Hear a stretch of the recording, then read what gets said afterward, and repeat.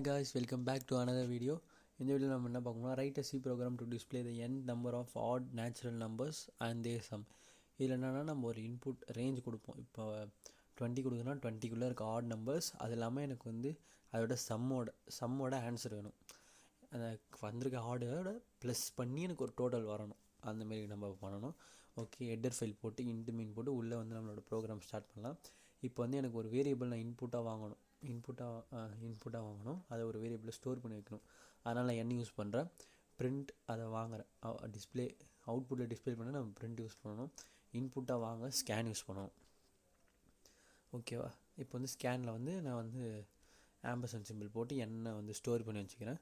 Store பண்ணி வச்சுக்கிட்டு ஒரு நிமிஷம் ஆம்பர்சன் என் ஓகே செமிகாலன் போட்டுட்டு இப்போ நம்ம வந்து லாஜிக் யூஸ் பண்ணணும். ஃபார் லூப் தான் எனக்கு யூஸ் பண்ணணும். ஏன்னா அடுத்தடுத்து எனக்கு வந்து ஆட் நம்பர் பிரிண்ட் ஆகிட்டே இருக்கணும். அதனால் இன்ட் i 1ன்னு போடுறேன். 1 தான் நம்மளோட ஃபஸ்ட் லிமிட். ரேஞ்ச் வந்து 1லேருந்து எனக்கு 20 வரைக்கும் இல்லை 30 வரைக்கும் அது பிரிண்ட் ஆகும். கிரேட்டர் தென் எண்ணுக்குள்ளே ஸ்டாப் ஆகிடும் எனக்கு. அப்புறம் i ++ நான் இதில் கொடுக்க மாட்டேன். i+2 அப்படின்னு பார்த்தீங்கன்னா i is equal to i+2 அப்படின்னும் போது எனக்கு வந்து ப்ளஸ் ஆகும். லைக் எப்படின்னா ஆட் நம்பர்ஸ் மட்டும் பிரிண்ட் ஆகும். இதுவே நான் வந்து ++ன்னு கொடுத்தேன்னா எனக்கு வந்து ஈவன் நம்பர்ஸ் வரும். ஓகேவா? இப்போ வந்து நான் வெறும் ++ கொடுத்தேன்னா கீழே வந்து எனக்கு 1 2 3 4 அதுமாரி ரிப்பீட் ஆகிட்டே இருக்கும். எனக்கு வந்து ஆட் நம்பர் தேவைப்படுமா i = 2. ஈவன் நான் கீழே மறுபடியும் போய்ட்டு i++ போட்டேன்னா எனக்கு வந்து ஈவன் ஆகிடும். அங்கே மேலே += இருக்குல்ல, அங்கே வந்து i++ கொடுத்துட்டு உள்ளே வந்து i++ 2 டைம் கொடுத்தோன்னா எனக்கு வந்து ஈவன் நம்பர்ஸ் பிரிண்ட் ஆகுது.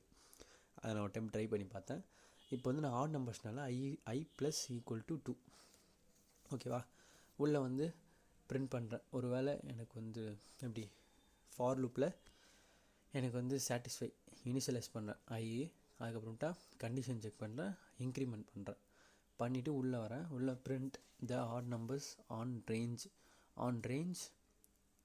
%dனா ஆன் ரேஞ்ச் என்ன ரேஞ்சு நம்மளுக்கு ரேஞ்சு அதை வந்து அங்கே போடும்போது இப்படி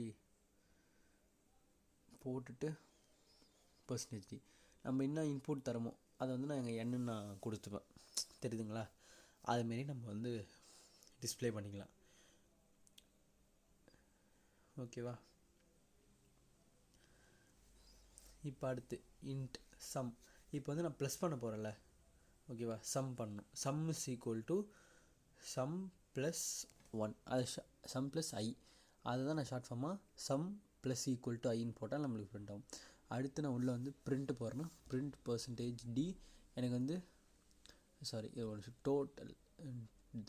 டோட்டல் போட்டுக்கிறேன். டோட்டல் இஸ் ஈக்குவல் டு இல்லை ஒரு நிமிஷம் the sum of odd natural numbers